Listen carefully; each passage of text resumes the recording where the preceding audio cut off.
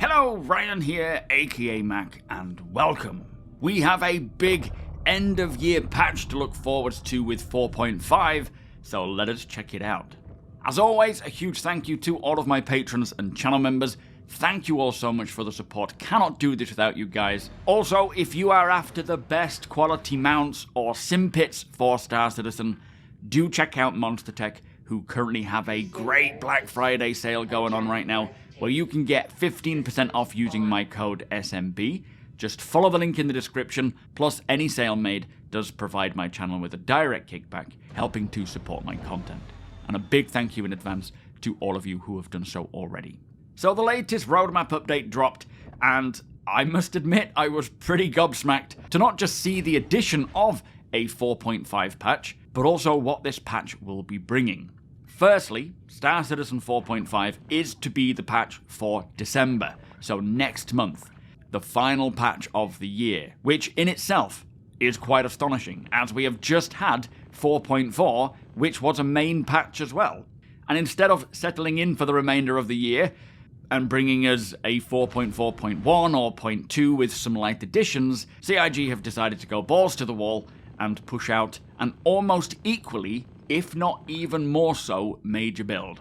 Now let us run through the features that are expected to be coming in 4.5 by the end of the year, plus I will provide my thoughts on this.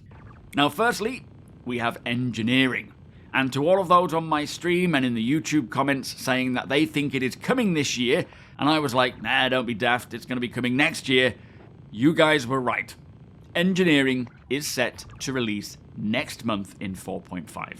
And this, it says, will include the need for dedicated engineering roles on larger ships, allowing players to actively manage power distribution, repairs, and system efficiency in real time.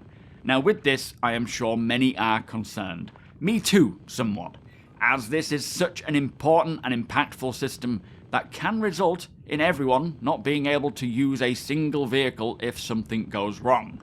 But with that said, with what I have played on the tech preview, there is a great foundation there to build upon, and I assume now they will just be fixing the hell out of it, tuning and balancing and getting everything to feel right, while also rolling out more and more ships with this functionality as each patch comes along, as they've stated.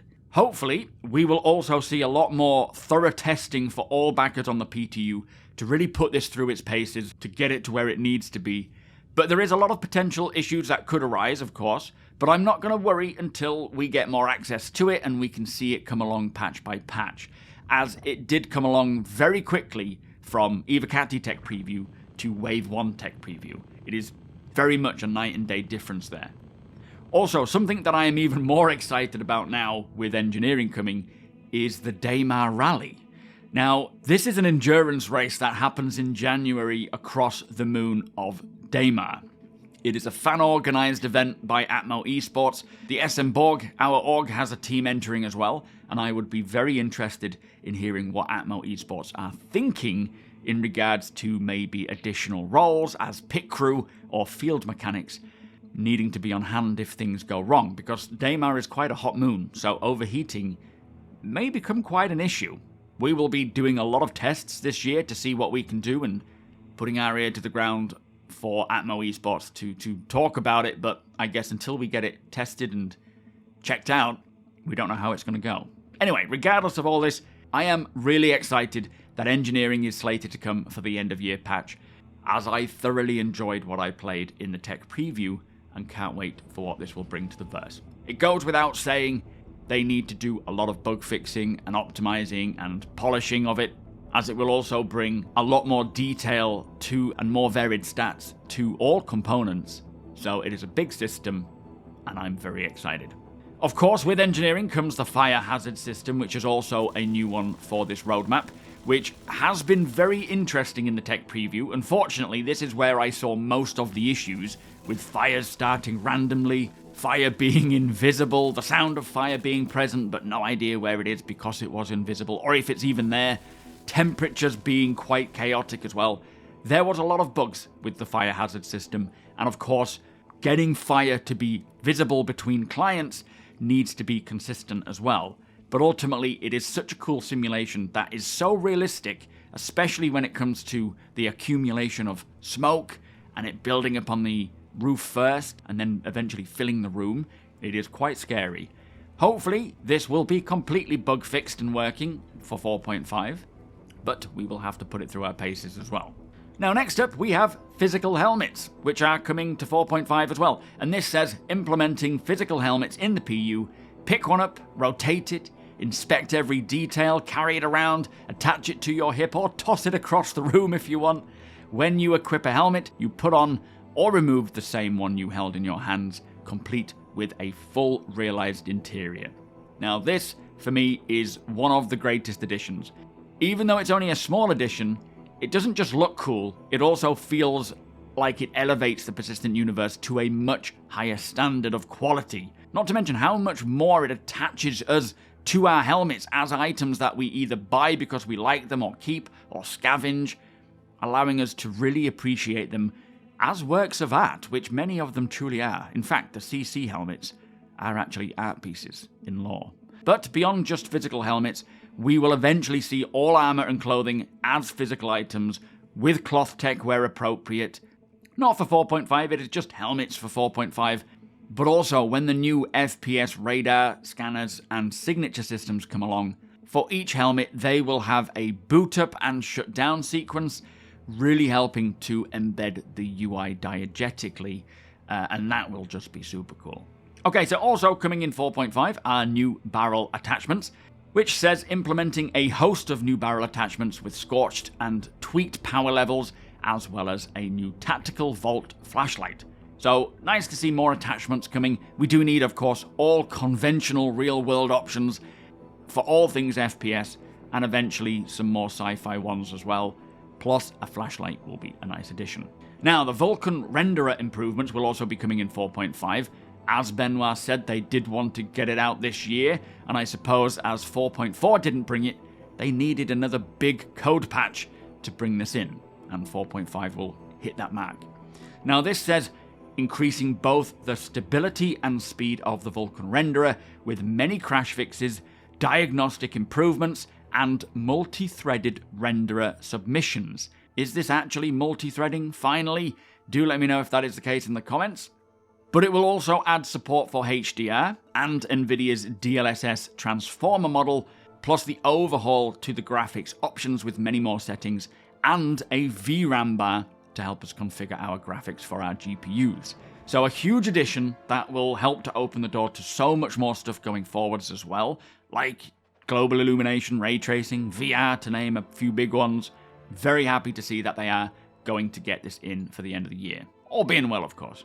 Now, we are also seeing a lot of FPS AI improvements for FPS combat AI, giving them smarter decision-making abilities, refined perception, and more reliable reactions when in combat. And it also says that this includes better cover use, grenade targeting, friend or foe checks, group awareness, and animation sync support to make encounters feel more tactical and responsive. Now, for quite a while, NPCs have been getting better and better on foot in terms of combat. This sounds like it is going to be quite a step up from what we even have now, and I do look forward to seeing how this impacts the PU going forwards when engaging in any PvE activity. And then finally, the most important addition for 4.5, new hairstyles. Yeah, I'm only kidding. But it is great to see almost every patch this year. We have had new hair, new facial options, just increasing the choice that we have when it comes to creating our characters, as when it gets to 1.0, there needs to be a broad range of options for everybody. And each patch getting 3 here, 4 there, 5 there, 2 there, it is important to flesh it out.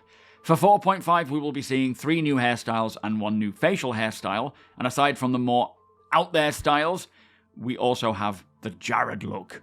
But there you go, 4.5, December patch. All of this is tentative as usual. Anything can slip or get pushed, and it is perfectly natural to be concerned about how this could play out, especially with something like engineering. But this year, with the hero squads tackling the major issues with each patch that has dropped, getting things working again, I am keeping my hopium high and riding that hype train at full speed, because if they can pull off 4.5 by the end of the year, this year, for me, will have been one of the greatest years for Star Citizen's development, with it becoming so much more playable and enjoyable, especially as a big group. Being able to join together as a group of 40 people with ships all over the place, maintaining performance and stability. It is very impressive, although we are pushing the limits there with 40 people, but it's still enjoyable. So if they can pull this one off, it is going to be a great year, and then hopefully going into 2026, we can see this continued push for performance and stability, while they're also heavily optimizing what we have, bringing in actual new big features as well, and maybe releasing Squadron. Oof, exciting times. Anyway, with that said, if you are buying anything from the Impound, do consider using my link, as not only will this provide you with a discount, but it also provides my channel with a direct kickback. If you do enjoy my videos, please do consider subscribing and helping the channel to grow. Also, come and hang out either over at twitch.tv/SuperMacBrother or watch me here live on YouTube. We are doing Twitch drops as well, though, by the way, so if you're watching on Twitch, it'll help you get that free Twitch drop armor that CIG are offering. Plus, we will be talking about much of the roadmap 4.5, checking out 4.4, going to Orison to check out the IAE, and all the new ships. Lots going on, and you're all more than welcome. Hit the thumbs up if you don't mind, it does the channel a big favour, and tick that notification bell if you'd like to be notified when my videos go live. Again, a huge thank you to my patrons and channel members. Thank you for your support. Thank you for watching, and I'll see you in the next one.